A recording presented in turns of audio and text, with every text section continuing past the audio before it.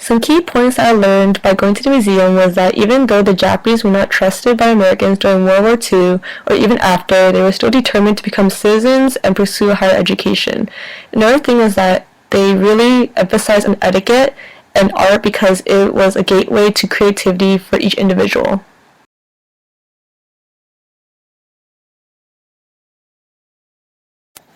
For my second cultural plunge, I went to a Buddhist temple, but I couldn't provide pictures of going inside because it's a sacred place.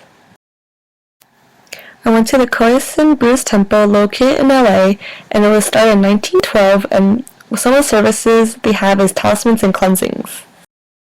Because the temple is considered a sacred ground, taking pictures or videos was prohibited, and so we could only take pictures of the outside scenery. Though the temple is located in an alleyway, it's still very popular and visited by many. Here's a picture of statues of deities in front of the temple. Some of the services that the temple had was cleansings, where monks would help you become one with your mind and body, and talismans and prayer services. A cleanse is a Buddhist ritual where someone can become one with their mind and spirit, but is only able to eat a few grains of rice a day, because by not eating, you are able to overcome the craving for food and become one with your spirit. My experience by going to the Buddhist temple was very positive because the Buddhist monks were very polite and patient whenever I had questions. I also witnessed many people joining in by reciting mantras or praying for their families. There was also food provided for those who visited.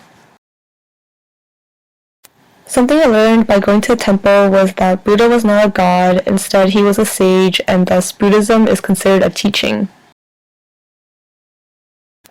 When I went to the Buddhist temple, the atmosphere was very serene and peaceful, even though there were many people in the temple doing different things, whether it be praying, talking to the monks, eating, or just being one with their mind and soul.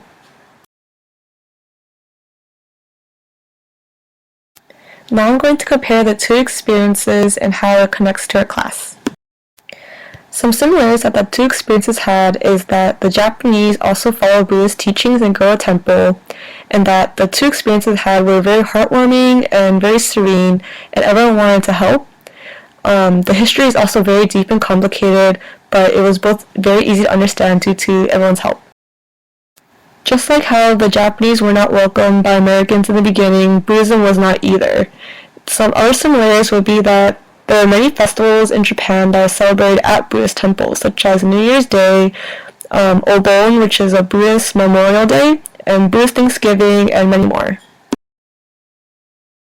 Some differences would be that the most popular religion in Japan is Shintoism, where it's the way of thinking in life, and that at the museum, the history of the Japanese were displayed and easy to see and read and understand, where at the temple, the history of Buddhism was not so easy to understand and thus had to be explained by a monk.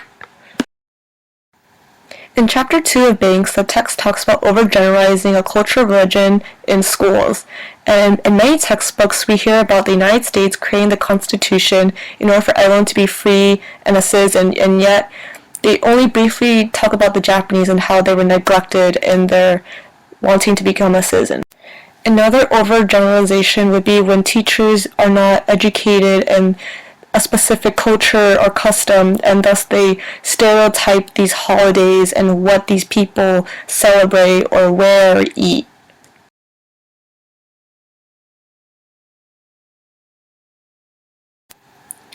In Chapter 5, Christian Nation or Pluralistic Culture, the text states that though the United States tolerated different religions, Christianity was considered the most dominant influence, and it tied in because Buddhism was not welcome in the beginning, because many Americans did not believe that these teachings were similar to their beliefs. In Chapter 17 of the text, it states that the importances and concerns of parents in the communities were essential to educating children, just like how back in the day Japanese children were not allowed in certain extracurriculars like sports and art, but the communities created it for them so that they would thrive. In conclusion, both experiences were a pleasure and enlightening experience, and that I would definitely repeat again. So thank you very much for reading this. created using Powtoon.